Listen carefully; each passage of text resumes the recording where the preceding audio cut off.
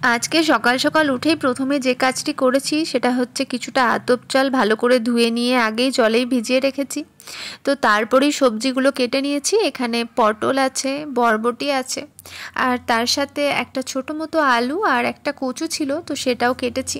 আর এখন ঘড়ির কাঁটায় বাজছে সকাল 8:10 মতো। হ্যালো বন্ধুরা, কেমন আছেন সবাই? ভিডিও শুরুতেই সকলকে জানাই শুভ সকাল। আরও একটি সুন্দর সকালের শুভেচ্ছা দিয়ে আমার ভিডিওটি শুরু করলাম। আশা রাখবো ভিডিওটি দেখবেন ও সবাই আমার পাশে থাকবেন।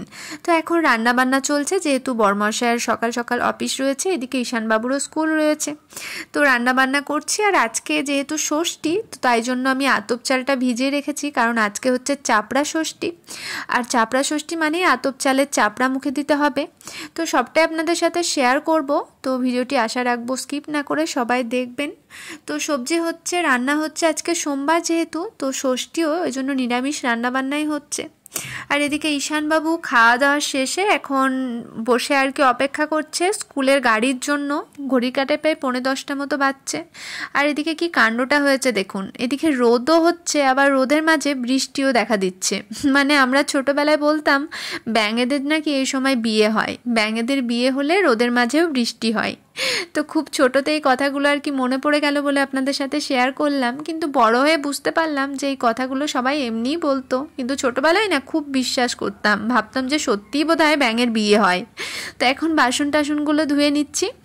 এদিকে ঈশানও স্কুল চলে গেছে, আর বরমশাইও খাওয়া দাওয়া করে অফিস চলে গেছে। তো ওদের অফিস স্কুল যাওয়ার পর বাড়িতে অনেক কাজকর্ম থাকে সারাদিন টুকটাক। তো ফার্স্টে যেটা থাকে সেগুলো হচ্ছে বাসনগুলো, কারণ বাসনগুলো তো ধুতে হবে। আর এদিকে না আমার স্ট্যান্ডটা নেই, মানে মোবাইলের স্ট্যান্ডটা এখনও আমি কেনা হয়নি, কেনা হচ্ছে না, কিনবো করে, ওই জন্য খুব অসুবিধাই হচ্ছে।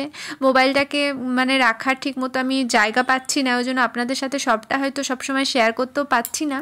তো এখন স্নান হয়ে গেছে আমার, আমি কাজকর্ম সেরেই স্নানটা করে এলাম। তো তারপর স্নান সেরে এবার পুজো করব, মানে ষষ্ঠীকে জল দিতে বসবো। এদিকে মাও ষষ্ঠীকে জল দেয়, যেহেতু ষষ্ঠী তো দুটো জায়গায় পাততে নেই বলে, একটা জায়গায় পাতা থাকে। তো আমাদের যে নিজস্ব বাড়ি আছে সেখানে শাশুড়ি মা ষষ্ঠীকে আমার হয়ে জল দিয়ে দেয়। তো যাই হোক, পুজোটা তো করতে হবে। আর এদিকে ঈশানবাবু যেহেতু স্কুলে গেছে, ওই জন্য ঈশানবাবুর জন্য একটু একটু মন খারাপ করছে, কারণ ষষ্ঠীর ফোঁটাটা ওকে দিতে পারলাম না সকালের দিকে, সেই বিকেলবেলায় আসার পরই দিতে হবে, কারণ খুব সকালে তো স্নান করে পুজো টুজো করা যায় না, কারণ ব্যস্ততা থাকে, রান্নাটা মেন থাকে, তো তারপর অনেক রকম কাজকর্ম থাকে। ওই জন্য ভাবলাম ওরা যাক, তো তারপরেই স্নান টান সেরে পুজোটা করব। তো এখন দেখুন আমার স্নান হয়ে গেছে, এখন আমি সিঁদুর পরছি বরের মঙ্গল কামনাতে, স্বামীর মঙ্গল কামনায়। তো এখন শুনেছি 5 জায়গায় নাকি সিঁদুর পরতে হয়, তো সেই 5 জায়গাতেই সিঁদুর পরলাম। তো তারপরে এখন আতপ চালগুলো দেখুন খুব সুন্দরভাবে ভিজে গেছে। তো এবার বাটবো আতপ চালগুলো, আমি ভালো করে বেটে নেব। আসলে ওই জন্যই খুব সকালে ভেজানোর এটা হচ্ছে গুণ। তো ওই জন্য আমি আগে ঘুম থেকে উঠেই বাসি কাপড়টা চেঞ্জ করে আগে আতপ চালটা ভিজিয়ে নিয়েছিলাম, যাতে ভালো করে আর কি বাটা হয়। যেহেতু আমি শিলেই এটা বাটবো, কারণ শিলে বাটাটাই ভালো হয়।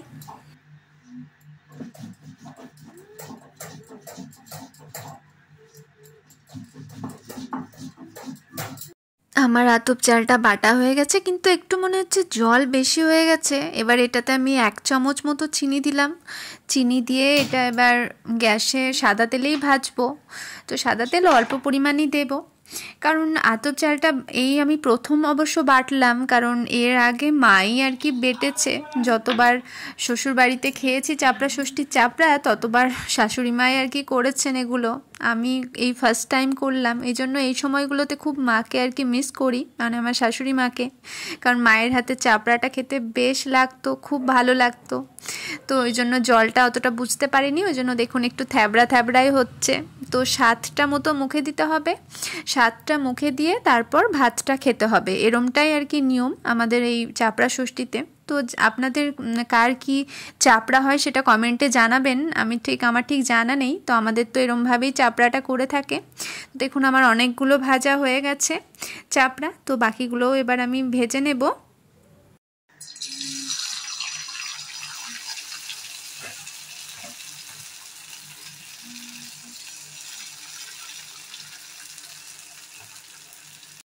আমার সমস্ত চাপড়া রেডি, কিন্তু একটু মনে হচ্ছে পুড়ে পুড়েই গেছে। আসলে প্রথমবার বললাম না, অতটা বুঝতে পারিনি। আর এখানে অনেকগুলো করেছি কারণ ঈশানবাবু খেতে খুব ভালোবাসে। আমি তো 7টা খাবো, তার বাকিগুলো ঈশানের জন্য রেখে দেবো, কারণ ঈশানের এটা খুব ফেভারিট। তো যাই হোক, আজকের মতো ভিডিওটা এখানেই শেষ করলাম বন্ধুরা। সবাই ভালো থাকবেন, সুস্থ থাকবেন, আর অবশ্যই আমায় ভালোবাসা দিয়ে আমায় পাশে রাখবেন।